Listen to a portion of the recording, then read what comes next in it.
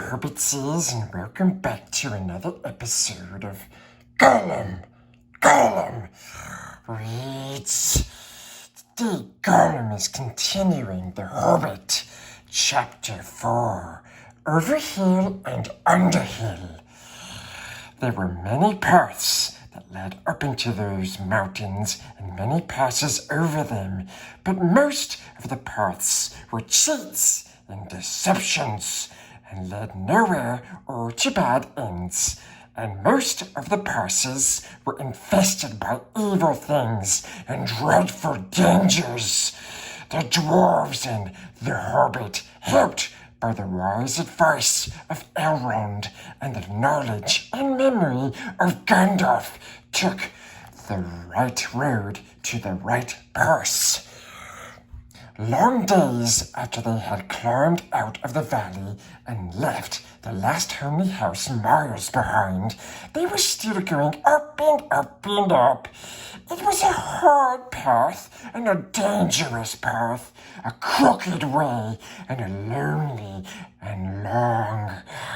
Now they could look back over the lands they had left laid out behind them, far below.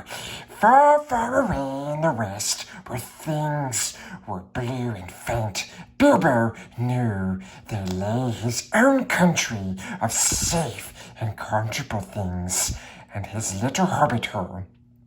He shivered. It was getting bitter cold up here, and the wind came shrill among the rocks.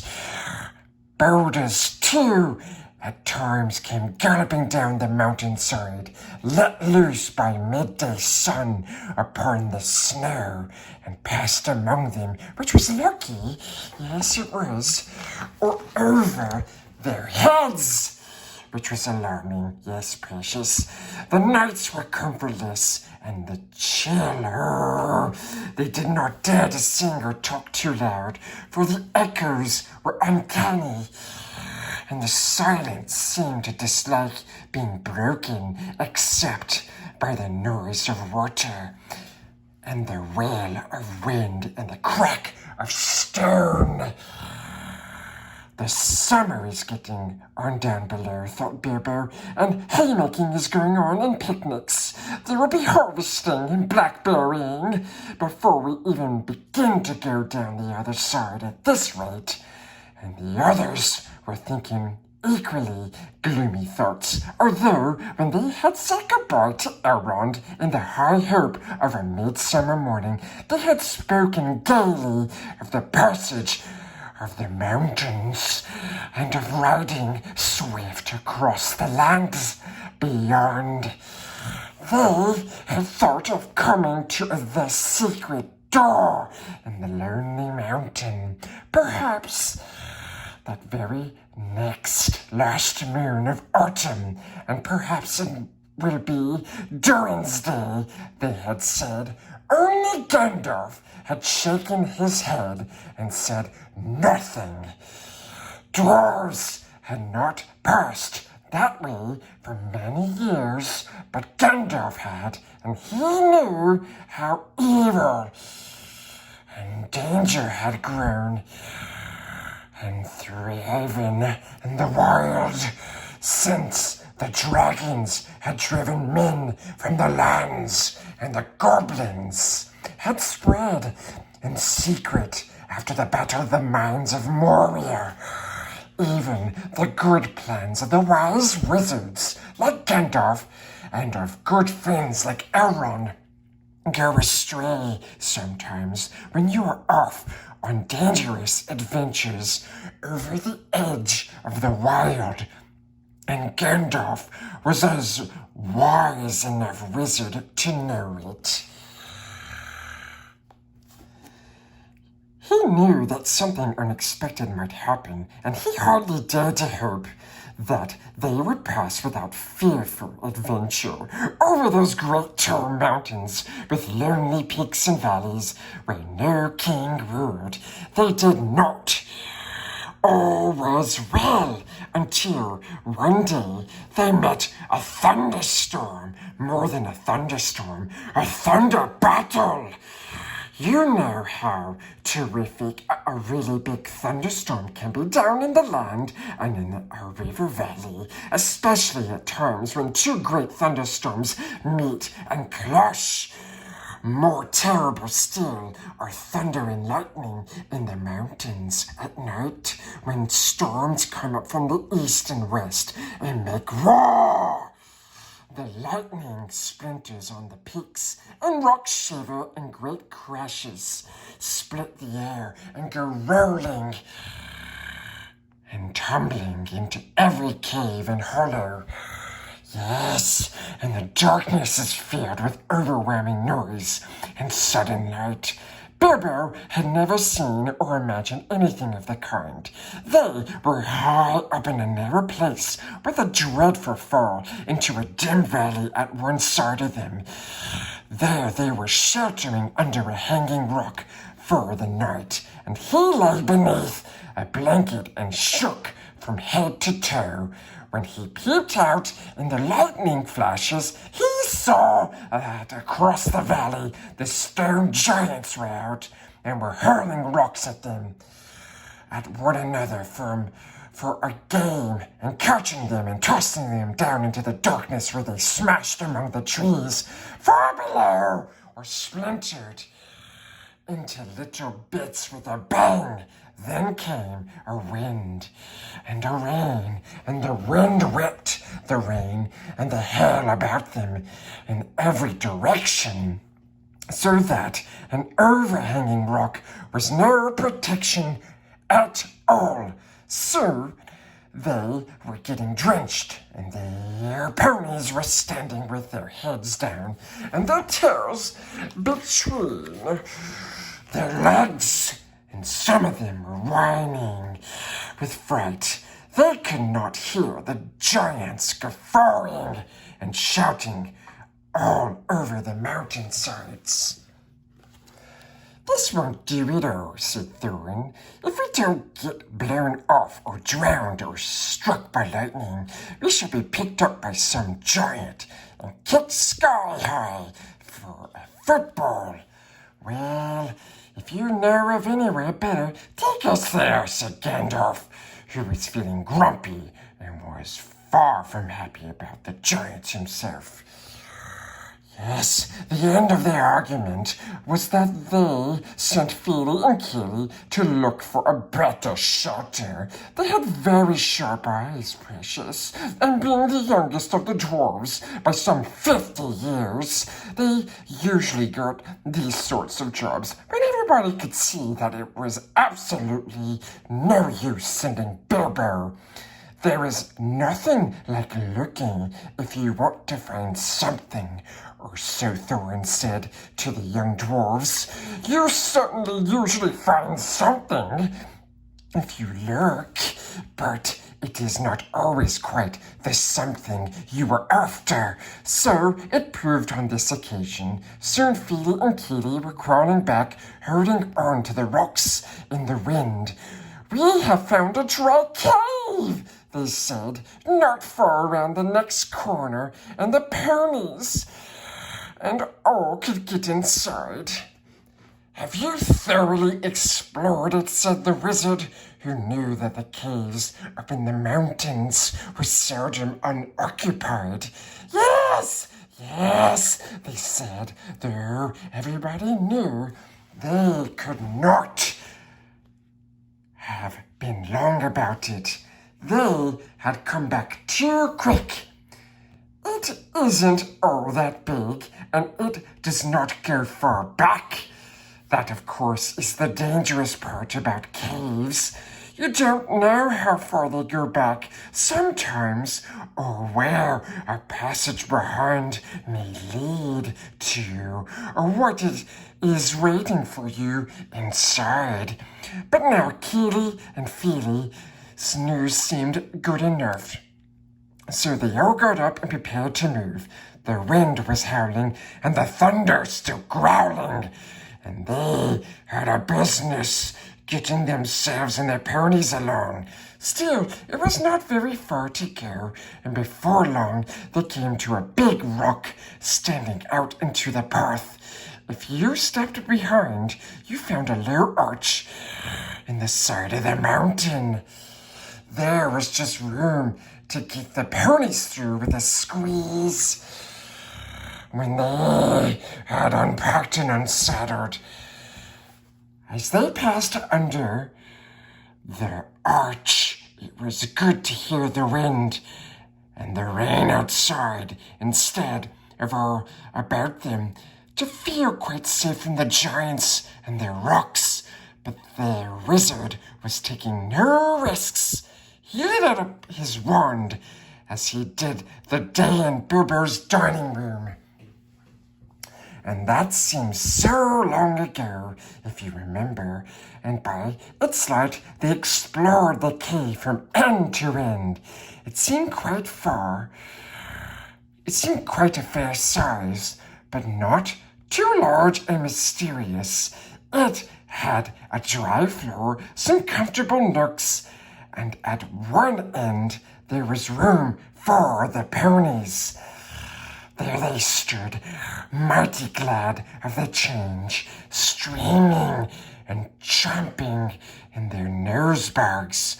Owen and Gloin wanted to light a fire at the door and dry their clothes, but Gandalf would not hear of it, so they spread out the wet things on the floor and got dry ones out of their bundles.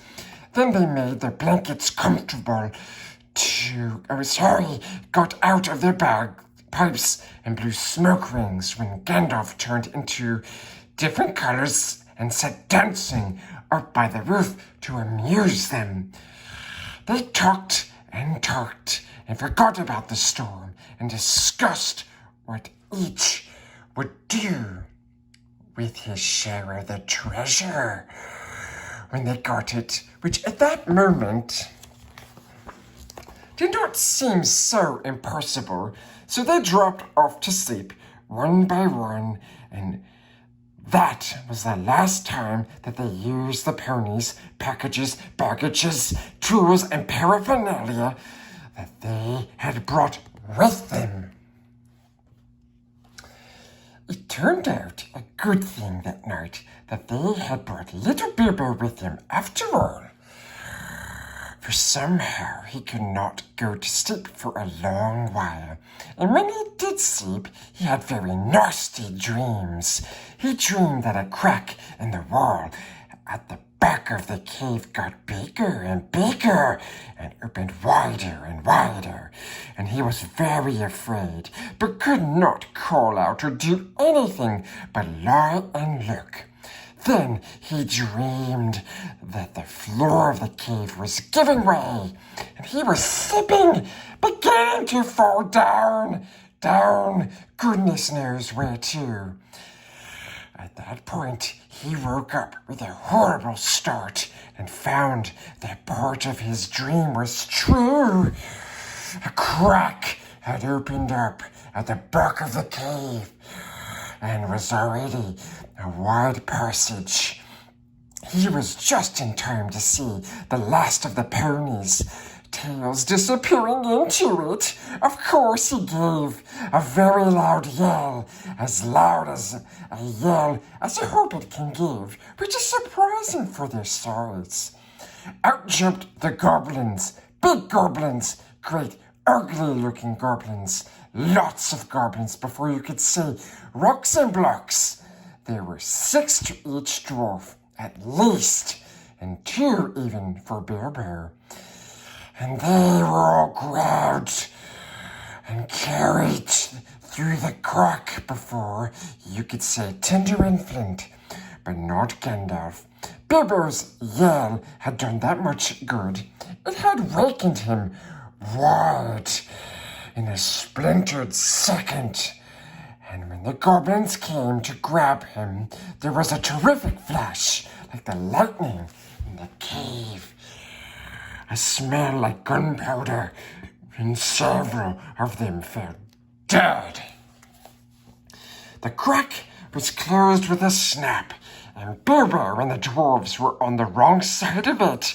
Where was Gandalf? Of that, neither nor the goblins had any idea, and the goblins did not wait to find out. They seized Bilbo and the dwarves and hurried them along. It was deep, deep, dark, such as only goblins that have taken to living in the heart of the mountains can see through. The passages there were crossed and tangled in all directions, but the goblins knew their way as well as you could do to the nearest post office, and the way went down and down, and it was most horribly stuffy. The goblins were very rough and pinched unmercifully, and chuckled and laughed in their horrible stony voices, and Bilbo was very unhappy, even then, when the troll had picked him up by the toesies. He wished again and again for his nice, bright Hobbit hole, not for the last time. Now there came a glimmer of a red light before them. The goblins began to sing or croak, keeping time with the flap of their flat feet on the stone, and shaking their prisoners as well.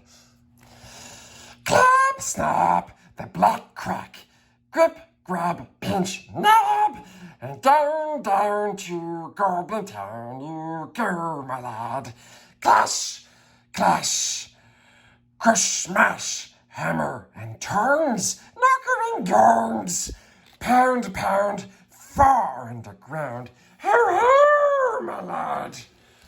Swish, smack, rip, crack, batter and beat, yammer and bleed, work, work, nor dare to shrink. While goblins quaff and goblins laugh, round and round for underground, below, my lord. It sounded truly terrifying. The roars echoed to the clack snap and the crush smash, and to the ugly laughter of their ho ho, my lad. The general meaning of the song was only too plain, for now the goblins took out whips and whipped them with a swish smack, and set them running as fast as they could in front of them, and more than one of the dwarves were already yammering and bleating like anything when they stumbled into a big cavern. It was lit by a great fire in the middle and by torches along the walls, and it was full of goblins. They all laughed and stamped and clapped their hands when the dwarves, with poor little Bilbo at the back and nearest to the whips, came running in, while the goblin drivers whooped and cracked their whips behind. The ponies were already there, huddled in a corner, and there were all the baggages and packages lying broken, open, and being rummaged by goblins, and smelt by goblins, and fingered by goblins, and quarreled over by goblins. Ah! I'm afraid that was the last they ever saw of those excellent little ponies, including a jolly sturdy little white fellow that Elrond had lent to Gandalf since his horse was not suitable for the mountain paths. For goblins eat horses and ponies and donkeys and other much more dreadful things, and they are always hungry. Just now, however, the prisoners were thinking only of themselves. The goblins chained their hands behind their backsies and linked them all together in a line and dragged them to the far end of the cavern with little Bilbo tugging at the end of the row. There in the shadows, on a large flat stone, sat a tremendous goblin with a huge head, and armed goblins were standing round him carrying their axes and bent swords that they use. Now goblins are wicked and bad-hearted. They make no beautiful things, but they make many clever ones. They can tunnel and mine as well as any but the most skilled dwarves. When they take the trouble, though, they are usually untidy and dirty. Hammers, axes, swords, daggers, pickaxes, tongs, and also instruments of torture. They make very well, or get other people to make to their design. Prisoners and slaves that have to work till they die for want of air and light. It is not unlikely that they invented some of the machines that have since troubled the world, especially the ingenious devices for killing large numbers of people at once. For wheels and engines and explosions always delighted them, and also not working with their own hands more than they could help. But in those days, and those wild parts, they had not advanced, as it is called, so far. They did not hate dwarves, especially, no more than they hated everybody and everything, and particularly the orderly and prosperous. In some parts, wicked dwarves had even made alliances with them, but they had a special grudge against Thorin's people because of the war which you have heard mentioned, but which does not come into this tale. And anyway, goblins don't care who they catch, as long as it is done smart and secret, and the prisoners are not able to defend themselves. Who are these miserable persons? Said the great goblin. Dwarves! In this, said one of the drivers, pulling at Bilbo's chain, so he fell forward onto his knees. We found them sheltering in our front porch. What do you mean by it? Said the great goblin, turning to Thorin. Up to no good, I won't. Spying on the private business of my people, I guess. Thieves! I shouldn't be surprised to learn murderers and friends of elves not unlikely. Come! What have you got to say? Thorin, the dwarf at your service, he replied. It was merely a polite nothing.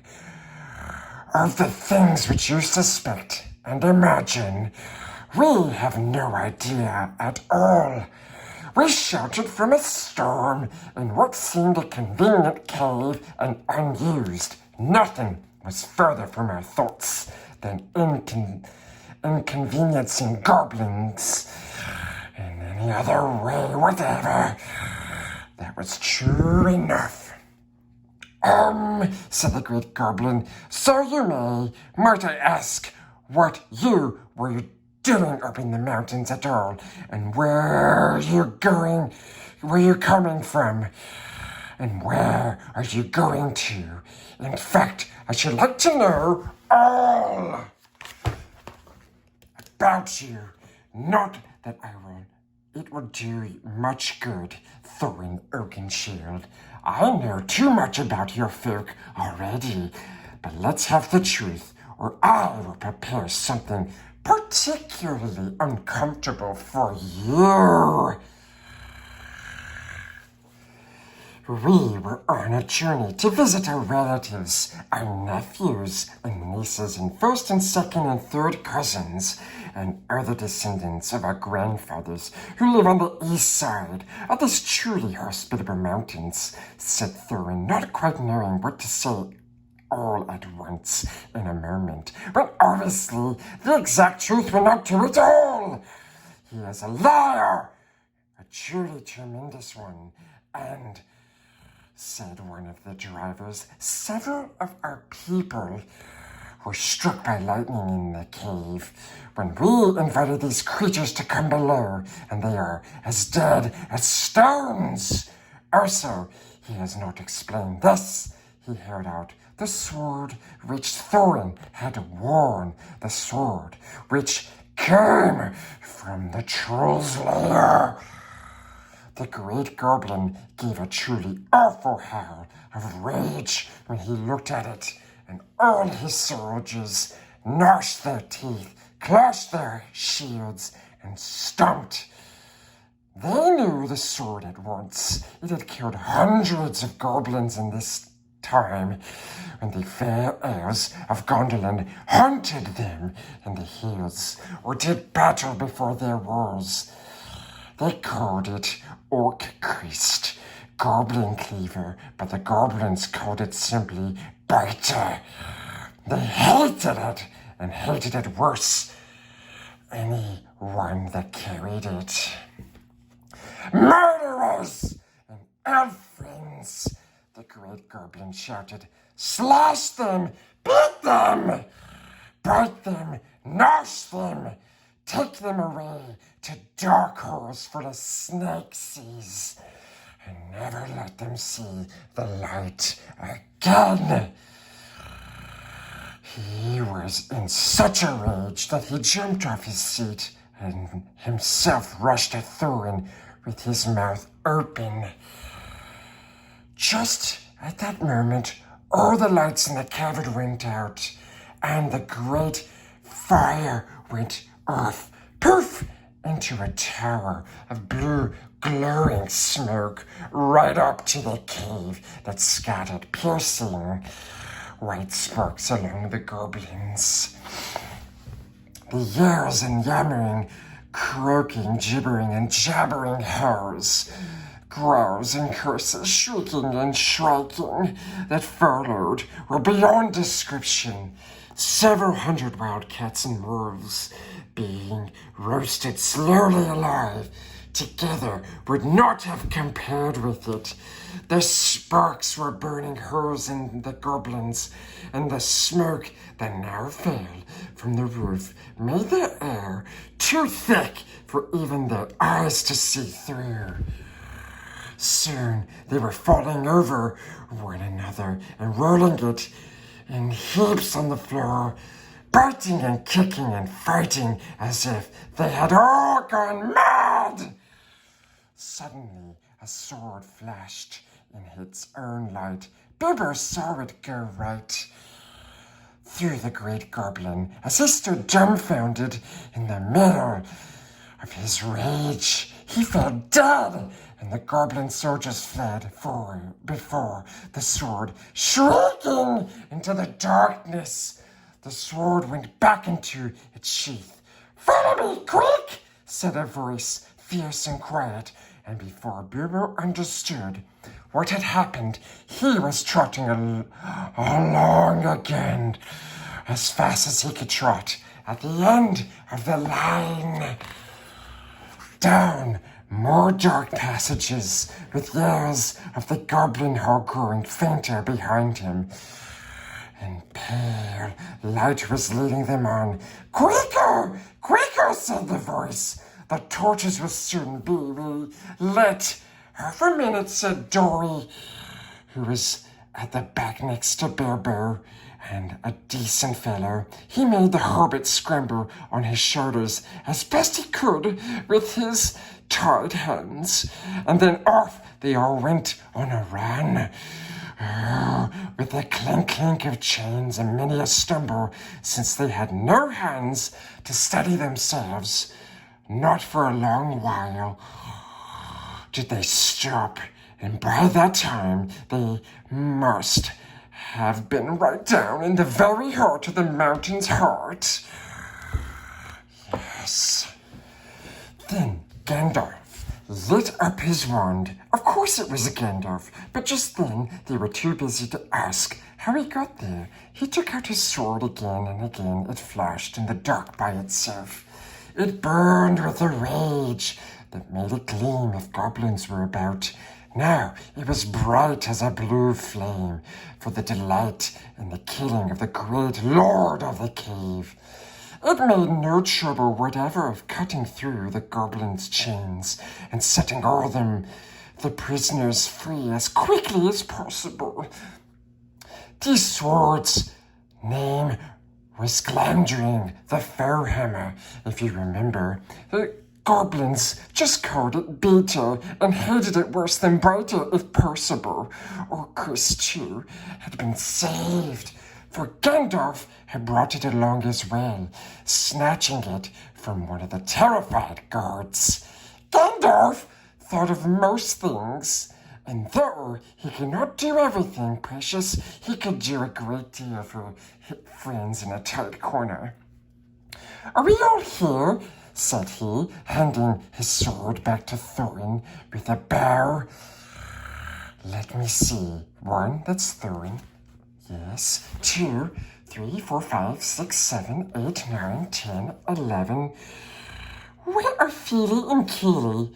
Here they are, 13, 12, whatever, and here's Mr. Baggins. 14, well, it might be worse. Then, again, it might be a good deal better. No ponies, and no food, and no knowing quite where we are. And hordes of angry goblins just behind. On we go!" On they went. Gandalf was quite right. They began to hear goblin noises and horrible cries far beyond in the passages they had come through. They sent them on faster than ever, and as poor Bilbo could not possibly go half as fast, for dwarves can roll along at a tremendous pace, I can tell you, when they have to. They took it in to turn to carry him on their backs. Still, goblins go faster than dwarves is, and these goblins knew their way better. They had made the puffs themselves and were madly angry, so that do what they could. The dwarves heard the cries and howls getting closer and closer. Soon they could hear even the flap of their goblin feet. Many, many feet, which seemed only just round the last corner. The blink of red torches could be seen behind them in the tunnel which they were following, and they were getting deadly tired. "Why, oh why, did I ever leave my hobbit hole?" said poor Mr. Baggins, bumping up and down on Bomber's back. Why did I ever bring a wretched little hobbit on a treasure hunt?" said poor Bomber, who was fat and staggered along with the sweat dripping down his nose and his heat and terror. At this point, Gandalf fell behind, and Thorin with him. They turned a sharp corner. "About turn!" he shouted. "Draw your sword, Thorin!" There was nothing else to be done, and the goblins did not like it. They came scurrying around the corner in full cry, and found Goblin Cleaver and Furhammer shining cold and bright right in their astonished eyes. The ones in front dropped their torches and gave one yell before they were killed, yes. The ones behind yelled still more and leaped back, knocking over those who were running after them. "Bitter and Biter and Beta," they shrieked. And soon, yes, they were all in confusion, and most of them were hustling back the way they had come. It was quite a long while before any of them dared to turn that corner. By that time, the dwarves had gone on again, a long, long way, on into the dark tunnels of the goblins' realm. When the goblins discovered that, they put out their torches and they slipped off on soft shoes, and they chose out their very quickest runners with the sharpest ears and eyes. These ran forward as swift as weasels in the dark, and with hardly any more noise than bats. That is why neither Bilbo nor the dwarves, nor even Gandalf, heard them coming, nor did they see them. But they were seen by the goblins that ran silently up behind, for Gandalf was letting his wand give out a faint light to help the dwarves as they went along. Quite suddenly, Dory, now at the back again carrying Bilbo, was grabbed from behind in the dark. He shouted and fell, and the hobbit rolled off his shoulders into the blackness, bumped his head on the hard rock, and remembered nothing more. We hope you enjoyed this reading of The Hobbit, Chapter 4, Over the Hill and Underhill. Don't forget to like the video and leave a comment below and subscribe, precious! Yes! Gollum! Gollum!